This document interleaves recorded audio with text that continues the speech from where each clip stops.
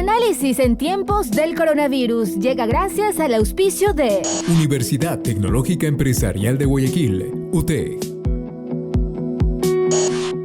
Hola, ¿cómo están? Bienvenidos al programa. Mi nombre es Ricardo Mórtola Viteri y esto es Análisis en tiempos del coronavirus. Gracias a todos por estar del otro lado. Como siempre, en el dial 106.5 FM es un placer recibirlos como todos los días de 6 de la tarde a 7 de la noche en nuestro reprise a las 6:15 de la mañana. Recuerden que no solamente nos pueden ver o más bien escuchar en el dial 106.5, sino también en todas nuestras redes sociales. Ustedes ya saben, hoy es una noche muy importante, se va a dar el primer debate presidencial estadounidense, pero antes de eso estaremos comentando pues sucesos nacionales, por supuesto, con Joaquín Hernández, que es el rector de la UES, pero antes de eso vamos a comenzar con que Análisis en tiempos de coronavirus llega gracias al auspicio del UTEC, en la Universidad Tecnológica Empresarial de Guayaquil. UTEC, tenemos un firme compromiso con la excelencia, ofrecemos una oferta académica de primer nivel en nuestras carreras de grado, posgrado y programas de educación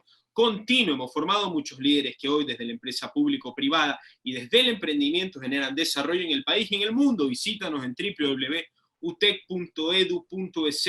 UTEC, poder lograrlo. Como dije, Joaquín Hernández, rector de la UES y analista internacional. Joaquín, muchas gracias por estar con nosotros. Bienvenido. Ricardo, muchísimas gracias por esta invitación, reitero, y un saludo muy cordial a todas las personas que nos están escuchando. Muchísimas gracias por su atención y espero, pues, en la medida de las posibilidades, ayudar a despejar expectativas. Es un honor estar con usted, Joaquín. Antes de nada, antes de comenzar con el tema nacional e internacional, ¿cómo está la UES? ¿Cómo se están manejando las clases online? ¿Cómo están los alumnos? ¿Están a gusto? Bueno, muy bien. A ver, yo quisiera explicar porque este es un tema muy importante. Sí. Cuando se desató esta pandemia, el Consejo de Educación Superior ofreció diferentes alternativas a las universidades. Nosotros seguimos manteniendo nuestra modalidad presencial, no es realmente online, aunque se desarrolla a través de nuestra plataforma Blackboard, porque lo que queríamos era que el estudiante tenga la experiencia de aula, solo que en vez de tenerla en la UES, la tenía en un aula virtual.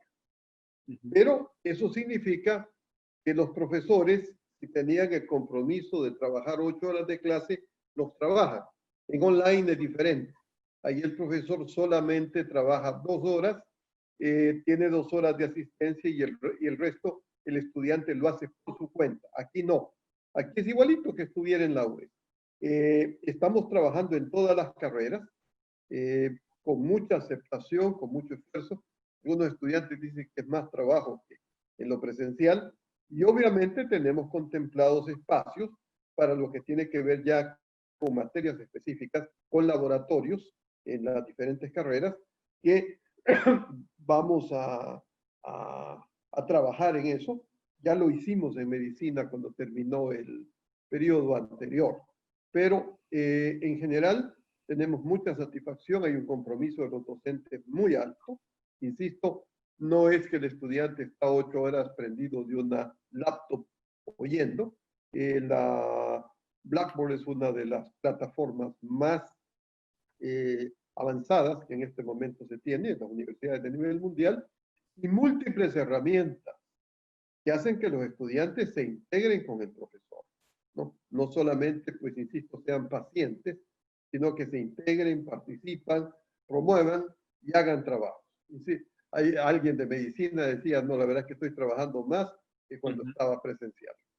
Sí, qué importante que son las plataformas. Y hablando de plataformas, pues justamente me tomé la posibilidad de ingresar a la página de la UES y encontré una especie de editorial suya sobre la peste de Albert Camus. Muy interesante y cómo usted lo comparaba con el coronavirus. Me gustaría hacer un tipo de dinámica, más o menos sobre esto, pero haciendo de tema la política ecuatoriana. Como usted entenderá, estamos en una situación bétrica y bastante revuelta en esta situación, por supuesto, hablando de lo que está pasando con más de 60 legisladores, con sus temas. Bueno, ustedes ya saben todo esto que está pasando. ¿Cuál sería su resumen sin analizar políticamente? Porque eso es lo que siempre hacen y todos creen tener la razón y la gente ya se cansa porque la solución es combatir a la democracia, la solución es dar más empleo y la solución, esta teoría ya nos la comimos desde hace 50, 100 años, ya no la queremos escuchar. ¿Qué análisis literario, de gusto, de placer auditivo usted le daría a la política ecuatoriana en este momento? Bueno, realmente yo diría que casi ninguno, ¿no? Porque me alegro que un joven como tú hable en esos términos, que no quiere oír más de soluciones concretas, que ha sido siempre uno de los graves problemas de nuestra cultura. Hemos sido pragmáticos al máximo y ese pragmatismo no ha devenido sino en frustraciones de marca mayor. Que voy a hacer esto, que voy a hacer lo otro, que voy a hacer lo de más allá, descontextualizando lo que se va a hacer. Yo creo que en el país lo primero que debiera hacerse es darse cuenta del problema que tenemos. Esta es una sociedad dividida, es una sociedad fragmentada, es una sociedad donde no hay acuerdos básicos para hacer las cosas. Si no hay esos acuerdos básicos, si no hay esos sentimientos comunes que parten de un realismo, es muy difícil que las políticas mejores de este mundo se puedan llevar adelante. Entonces, el problema de este país es un país que, insisto, está dividido sin acuerdos. No hay una base, hay todo el mundo desconfía de todo el mundo. Sí.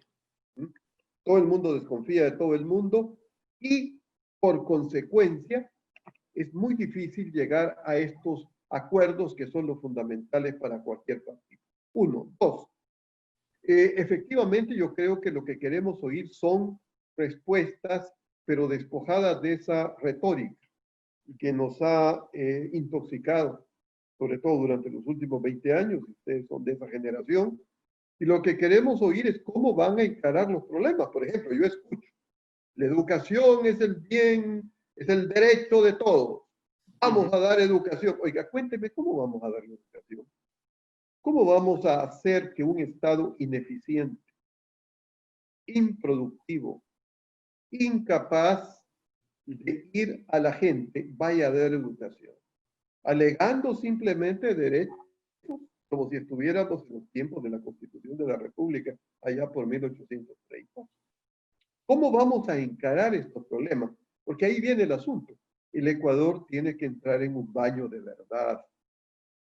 En Camí, en la peste, en esa ciudad de Orán donde él vive, se llega a un paso, dijéramos, más adelantado que el nuestro, que es el llegar a decirse las verdades. Yo creo que en el Ecuador eso no es posible. Y lo digo de forma que todo el mundo me va a entender. Si un candidato dice la verdad de lo que pasa y los problemas que va a tener y sacrificios que vamos a tener que hacer, no gana las elecciones. Correcto. ¿Quién va a ganar? El que mienta. Pero y entonces yo les pregunto a los ciudadanos qué quieren. O sea, ¿quieren seguir en la mentira y por eso van a votar? ¿O ya han llegado al momento en el que han decidido que es que hay que entender, aprender la realidad? ¿Cómo es posible que nosotros en el mundo, en tribunal internacional como la haya, en el caso de Chevron, establecido que la película que hicieron fue con actores comprados, que compraron al jurado local, le pagaron,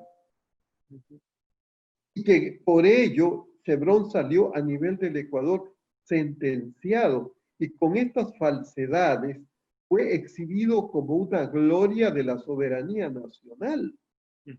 Entonces la pregunta es, bueno, pero ¿y los ciudadanos qué hacen? Pero siendo francos, ¿no? O simplemente lo que dicen, no, hermano, es que es así.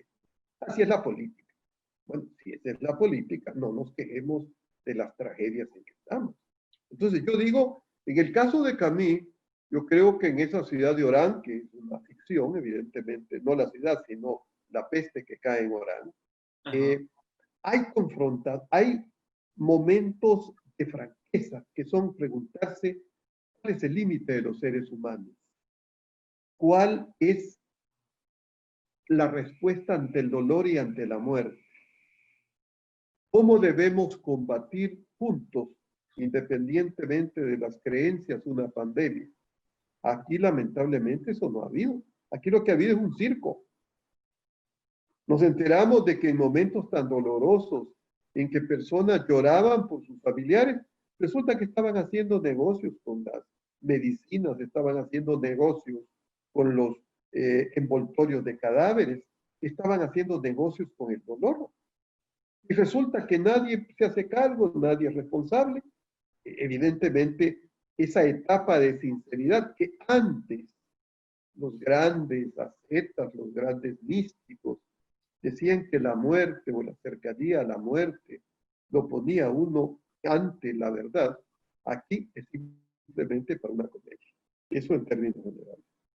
Así es. Interesante que justamente hablando de la pandemia en sí, cómo cayó en nosotros, es impresionante de cómo esta pandemia, yo recuerdo que en el terremoto de Manabí, del Ecuador más bien, que afectó mayoritariamente a Manabí hace unos años, me pareció increíble cómo se unió el Ecuador, cómo el Ecuador dio su mano, cómo se movilizaban los camiones, la gente a apoyar a los necesitados o los afectados de este terremoto. Pareciera que esta pandemia, o al menos es mi opinión, nos separó, más bien esas divisiones, esas grietas, las remarcó, las resaltó a sobremanera, porque cuando saltamos al tema de quién es la culpa, que la culpa del coronavirus no la tenemos ninguno de nosotros, solamente China y la OMS por dejarle esparcir, o al menos esa es mi opinión, y en este caso comenzamos a defender si es que el político anterior tuvo la culpa de que hoy tengamos las dificultades que tenemos ahora,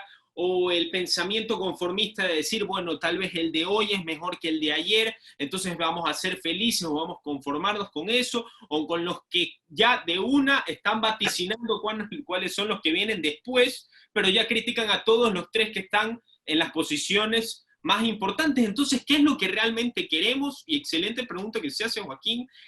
Entonces, dilucidando, ¿qué es lo que queremos? ¿Qué es lo que necesita el país en este momento? Un país quebrado, un país que ha perdido total confianza de la burocracia del país. Ya nadie se come el discurso de un político y todos los presidentes, todos los candidatos presidenciales que se vayan a lanzar, todos van a ser masivamente criticados, pero no críticas constructivas, sino críticas maliciosas, patibularias, porque la gente ha perdido completa confianza en los políticos. Entonces, la pregunta no es qué es lo que quiere la gente, porque no se sabe lo que quieren, qué es lo que necesita. Creo que como país tenemos que reencontrarnos. Puede parecerles a muchos muy, no sé, muy abstracto, pero yo les digo, yo creo que los pragmáticos nos han destrozado. Los pragmáticos nos han destrozado y nos han dejado en el nivel en que estamos. Es decir, la pregunta es esta, ¿qué le pasa al país? Yo creo que el país necesita un movimiento que le haga afrontar la realidad, aceptar la realidad y partir de la realidad. Y una de las primeras cosas que tenemos que aceptar es esa, de que vivimos en un mundo de engaño, que preferimos al mentiroso que al que dice la verdad. Creemos que somos los verdaderos sabios porque nos saltamos un semáforo, no hacemos colas y en el mundo a nivel internacional somos una vergüenza pública.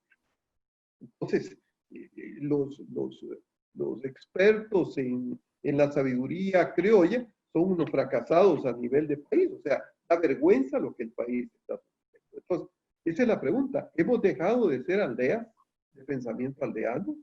Sí. ¿Realmente estamos con un pensamiento tratando de incorporar el hecho de que vivimos en ciudades grandes, con retos de ciudades grandes, con desafíos tecnológicos?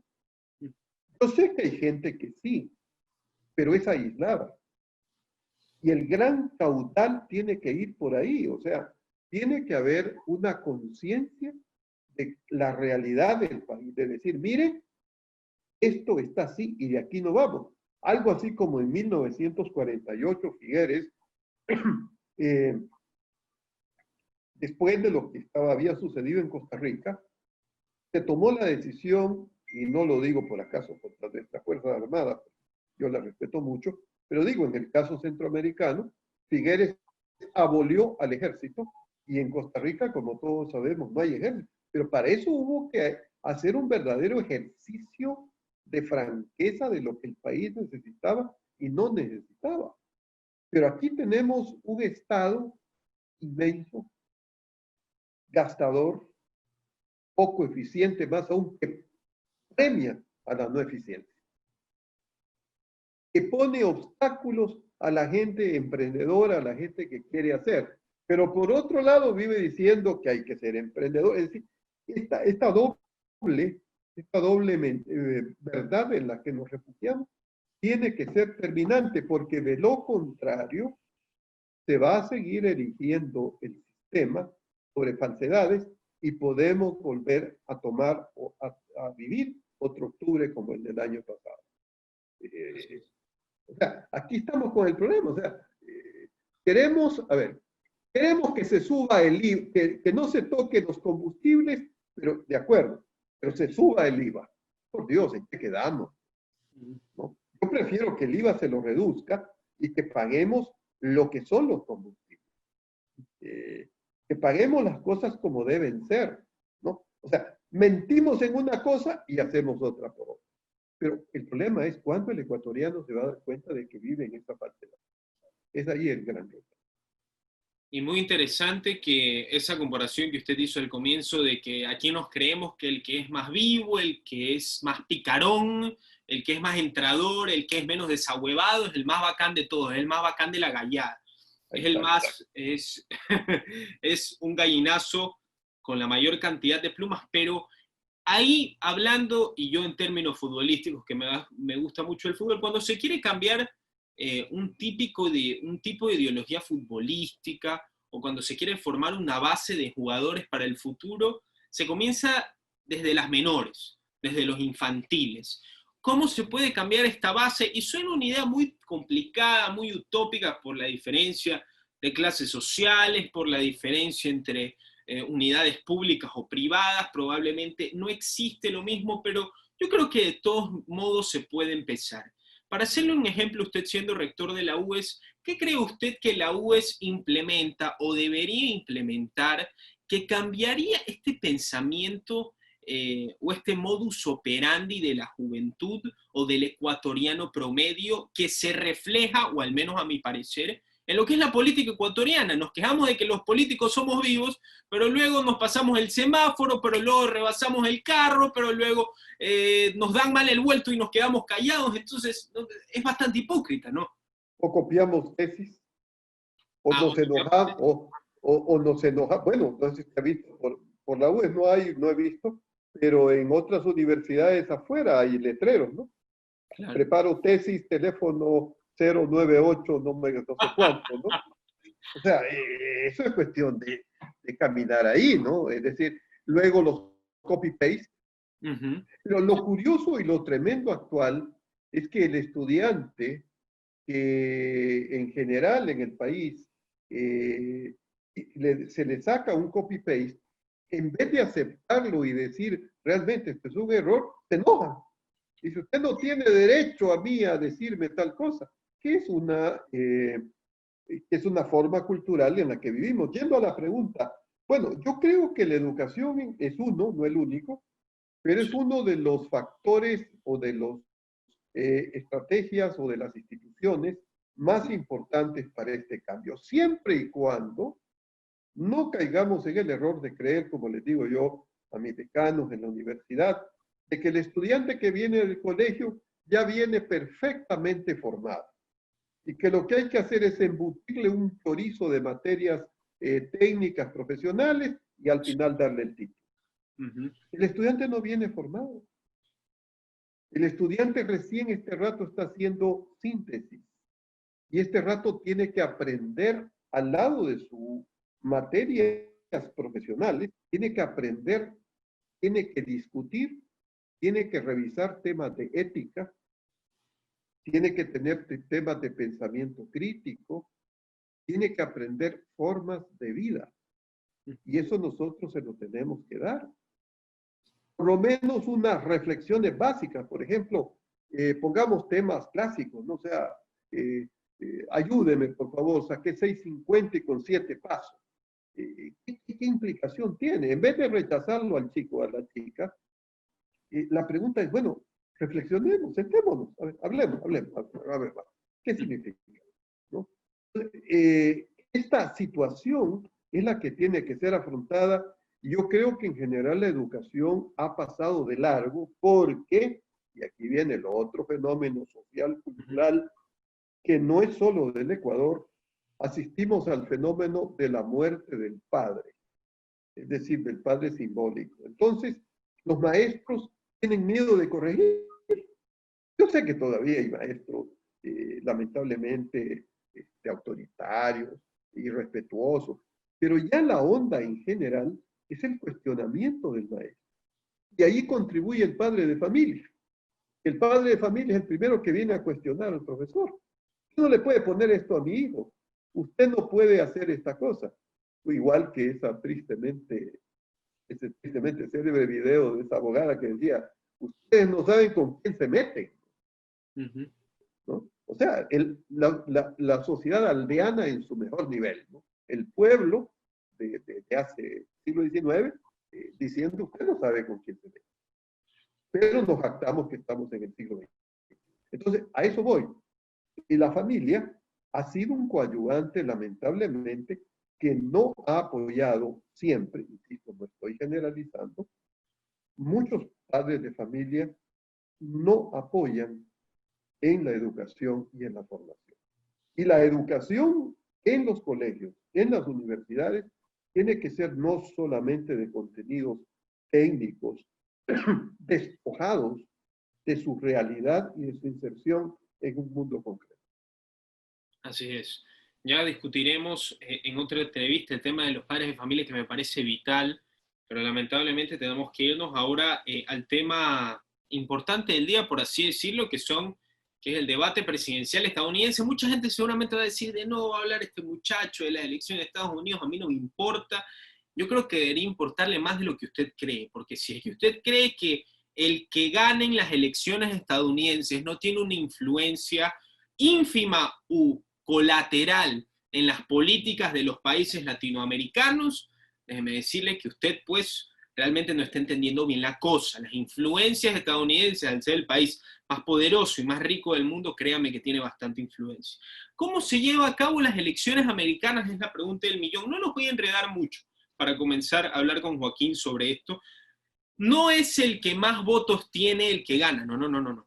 Es el que más colegios electorales acumula. Son 538 colegios electorales. O sea, cada estado tiene un número de colegios electorales específico. De los 538, a la mitad son 269. El que llega a 270 colegios electorales es el ganador. Por ahora, el que parece que está ganando las elecciones o el que parece que está ganando los porcentajes es el señor Joe Biden. Pero no se confundan. Si es que usted le mandan por WhatsApp o por alguna red social que Biden tiene en porcentaje más votaciones que el señor Trump, eso no significa que estuviese ganando. Porque si es que tiene muchísimos votos más en California, pero ha ganado ínfimamente otro estado por 1 o por 2 o por 3 votos, está en la misma balanza. No tiene que ver quién tiene más votos, sino los colegios electorales, pero ya en los siguientes días, en el segundo o tercer debate y antes de las elecciones, dilucidaremos más qué son las elecciones americanas y cómo se han construido. ¿Cómo ve a los dos candidatos? Probablemente la elección, al menos a mi parecer, más atrabiliaria, polémica, sucia, que ha habido en la historia de los Estados Unidos. Tantas infamias, el señor Trump diciendo que probablemente no tenga un pase pacífico si es que Biden ganase las elecciones, Joe Biden que dice tal cosa de Trump, que esto, que lo otro, Trump que dice que Biden le quitaría los fondos a los policías. Bueno, han salido gente a las calles, Black Lives Matter, Antifa, ha sido una guerra garrafal. Es los que odian a Trump contra los que aman a Trump, porque yo me animaría a decir, a pesar de que la gente piense, no, pero tú eres republicano, el mayor porcentaje de los votantes de Biden no es porque apoyen a Biden, porque una persona no puede apoyar a un candidato que lee el teleprompter y que se confunde todos los días como se confunde Biden. Es porque detestan al señor Trump y todas sus políticas derechistas y retardatarias o conservadoras. No me enredo más. Joaquín, ¿qué opina de estos dos candidatos? Bueno, yo quisiera colaborar con el tema de que alguien dijese, bueno, a mí qué me importan las elecciones de Estados Unidos. Tú has señalado evidentemente una razón muy importante. Sí. Yo quiero decir otra. El Ecuador en los últimos 10 años, a nivel de sociedad, a nivel cultural, de preocupaciones, cuando hablo de cultura, por favor, no me entiendan de literatura, arte, yo sé que tú no, pero mucha gente cree que hablar de cultura es hablar de literatura. No, cultura son los valores por los que nos regimos, ¿no? Por ejemplo, eso que decías tú, de que yo soy vivo y me salto en el supermercado la cola, eso es cultural, ¿no? Es parte de la cultura de una sociedad que además privilegia, porque el tipo se siente bien, se siente feliz, se siente estimulado, yo he hecho bien. Eso es un valor cultural. Bueno, ¿qué quiero decir con esto? En los últimos 10 años el Ecuador, y yo por columnista y lo he vivido, se ha ido cada vez más empequeñeciendo en sus problemas políticos, digamos, de país. Es decir, en este rato solamente hablamos del último lío que hay con los señores asambleístas, con los problemas de los señores que se van a las determinadas listas, el último escándalo. O sea, el mensaje es este. Si tú quieres hablar de un tema que está en boga y que interesa a los ecuatorianos, solamente mira al Ecuador. Hace 10 años no era así. Hace 10 años era una óptica más amplia. Yo me acuerdo que incluso hace 15 o 20 nos preocupábamos de Argentina, nos preocupábamos de Chile, pero no como mera curiosidad, sino que era parte del debate de construcción de la mente, de la sociedad nuestra. Ahora, en este momento, a mí que me toca una columna internacional y de cultura, yo cada vez que escribo me pregunto, bueno, pero aquí va, esta gente va a decir, a mí qué me importa lo que va a escribir, ¿no? Cuando en realidad es un síntoma de que nos estamos volviendo cada vez más aldeanos, ¿no? Es decir, estamos perdiendo perspectiva internacional. Porque ya solamente es algo así como que dijeron, bueno, a mí solo me interesa lo que pasa en mi barrio y de mi barrio solamente lo que pasa en mi casa. Y claro, el último chisme, la última movida, el último vecino que se cambió, esa es mi preocupación. Pero yo no aspiro a ver más adelante, allá, y eso hace que todas estas cosas que están pasando en el mundo realmente carezcan de interés. Bien, ahora voy al tema. Yo coincido completamente. Esta es una campaña difícil. Las revelaciones del New York Times del día domingo, en el que el señor presidente de la República de los Estados Unidos resulta que ha tenido problemas. Una, que no ha pagado los impuestos que debió haber pagado, pero por otro lado, que ha fracasado como empresario, cuando la imagen de él es justamente la del empresario, el hombre que dice, aquí voy, y de ahí van las cosas. Es decir, un derrumbe total de su imagen, ¿no? Ahora, como dicen los analistas de la campaña hasta este momento, esto a los que creen en él no les va a mover. No les importa, sí. No, no les importa. Porque aquí ya estamos ante un problema, que es el problema, es un problema académico, que obviamente está funcionando a nivel político, que es el problema de la famosa posverdad. Es decir, a mí no me importa que este hecho sea verdadero o no, contrastable o no, sino que eso en mí despierta una emoción, despierta una adherencia, responde a mis necesidades afectivas. Yo creo que, por ejemplo, digamos, alguien dice, yo creo que, por ejemplo, estos inmigrantes le quitan trabajo a nuestra gente blanca, entonces Yo sintonizo con eso. No me importa que no sea cierto. No me importa de que mi vecino de al lado necesite contratar para trabajar a esta gente. No me importa. Lo que yo digo es, esto es así y yo votaré por esto. Es decir, sociedades de nuevo cerradas, diálogos de sordos, que es un poco lo que nos pasa a nosotros. Entonces, por otra parte, las revelaciones de Trump, por el otro lado, evidentemente, pues, generan eso. Hoy había un artículo muy interesante de uno de los analistas para mí, que yo sigo, que es Pablo Iriart, del Financiero de México, donde él decía que las elecciones podrían afectarse a ciertos puntos por las revelaciones del New York Times, más el libro que salió la semana pasada, Rabia, de Bob Woodward. Claro, pero ese es para la gente que está indecisa, y lamentable en este momento el porcentaje de indecisos es pequeño, porque los bandos están muy determinados, ¿no? Estamos muy decididos, pero puede haber estados, como tú muy bien señalabas, donde este tipo de revelaciones, las revelaciones que hace Woodward en su libro Rabia, son tremendas, ¿no? De que Trump sabía de la pandemia en enero, que fue advertido, y sabía de las consecuencias, y no dijo nada, y no usó mascarilla, y dijo que era una gripe, y después que se iban a morir los viejos, y ahora resulta que todo el mundo ya usa mascarilla, pero Estados Unidos es el primer país con el mayor número de muertos, 205,000 muertos hasta este momento. Entonces, esto es muy irresponsable. Ahora, para América Latina, ¿qué nos preocupa en cambio de Biden?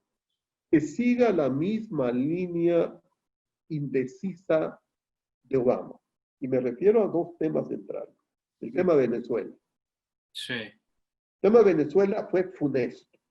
O sea, la presidencia de Obama fue funesta por el tema venezolano. Les dejó crecer, armarse, tolerarse, y por otro lado, algo que yo no considero, permitió que Cuba ingrese en la OEA y le dio carta de legitimidad. Lamentablemente, Cuba no es un país democrático. Cuba es un país que tiene, junto con Estados Unidos y Rusia, el mejor servicio de inteligencia. Tiene penetrados a los gobiernos. Tiene grupos de acción. Y claro, alguien me va a decir, oye, pero tú estás en la teoría de la gran conspiración. No, tampoco estoy en eso. No estoy en la Guerra Fría. Sé que no estoy en la Guerra Fría. Pero Cuba, el gobierno cubano, se ha especializado en eso, porque de ello ha dependido su salvación. ¿Sí? Por un lado, lo económico fue Chávez, por otro lado, su política, y hay, si se analiza el fenómeno Cuba, tiene políticas graduales de acuerdo con eso. Pero resumiendo un poco para que no se nos pierda, la preocupación es que los demócratas no son claros con América Latina, no fortalecen a América Latina en la democracia, sino que toleran esta especie de ambigüedad, etcétera. Caso preocupante México con López Obrador, ¿no? Con López Obrador estamos yendo directo a la receta autoritaria populista que vivimos en el Ecuador. Ya hay persecución a la prensa, Así es. hay controles, etcétera. Pero ante eso, los demócratas como que nadan en una especie de beatería, y eso sí es muy preocupante para nosotros. Así es. Joaquín, estoy completamente de acuerdo con lo que acaba de hacer usted. Y ya para terminar, justamente hablando de porcentajes, por eso mismo es que el porcentaje de cubanoamericanos y de venezolanos americanos que votarán en las próximas elecciones entenderán que le da 80-20 en porcentaje a Trump y a Biden, porque es cierto lo que dice Joaquín, que ha sido bien Obama, Biden, bueno, Bernie Sanders, No, es un poquito bastante más tirado a la izquierda. Ese es un peligro. Ajá, exactamente. Entonces ese es el miedo, por así decirlo, eso es lo que, bueno, o me quedo con este que me deja tibio, o me queda con este que es extremista, porque Trump es el que le dice a los periodistas, de nada me sirve la mascarilla, o es el que les dice a los periodistas que le preguntan sobre el calentamiento global, literalmente, tranquilo, que la Tierra se va a enfriar. ¿Tú confías en mí? Tranquilo. Entonces, estamos hablando de dos personajes completamente diferentes. La pregunta es, quién es el payaso de que más nos haga reír. Para terminar, ¿usted por quién votaría, Joaquín? En esta disyuntiva de un presidente que no termina de convencer porque no es un buen candidato, yo me animaría a decir que es un pésimo candidato, el señor Biden se ha equivocado unas 20 veces, me van a machacar, pero el señor Biden es un pésimo candidato, lee el teleprompter, vamos a ver si me calla ahora en el debate, yo no lo creo, y tiene la ventaja que a minutos nada más del debate hace una declaración fiscal en contra del señor Trump y tiene a favor obviamente lo de los taxes, lo de los impuestos, que solamente ha pagado $750 del impuesto de la renta en el año 2016 y 2017, entonces tiene de eso de agarrarse, pero en ese mano a mano de temas que están pues pendulares, yo creo que Trump podría estar dando una la paliza, podría estar equivocado.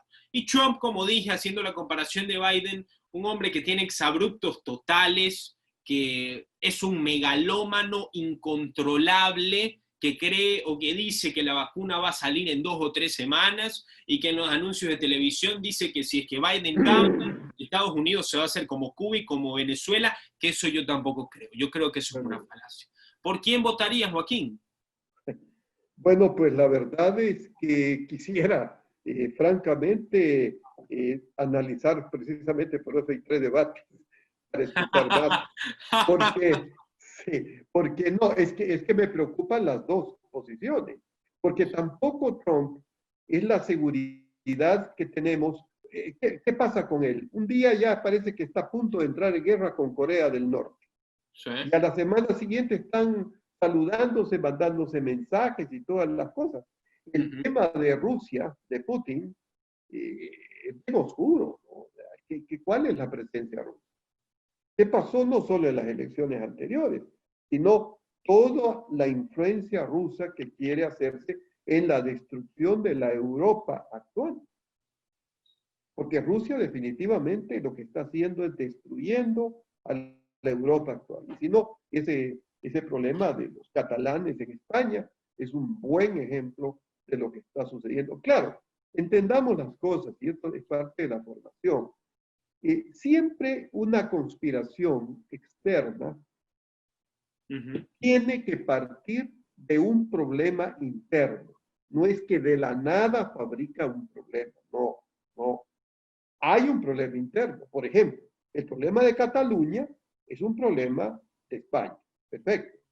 Pero si lo asuso, si le meto gente, si lo avivanto, si le meto apoyo internacional, se convierte en algo que no se puede manejar. Entonces, yo creo que por ahí tenemos que ver, porque si no, no quisiera con esto que alguien me malentienda y que estoy hablando de una gran conspiración internacional. No, las conspiraciones vienen de problemas. Por ejemplo, si aquí en el Ecuador la gente entiende mal y cree que no importa subir el IVA, pero que se mantengan estos precios de gasolina y nadie le explica bien qué es la situación. Bueno, cualquiera va a aprovechar eso precisamente como un explosivo para dinamitar las relaciones en la sociedad.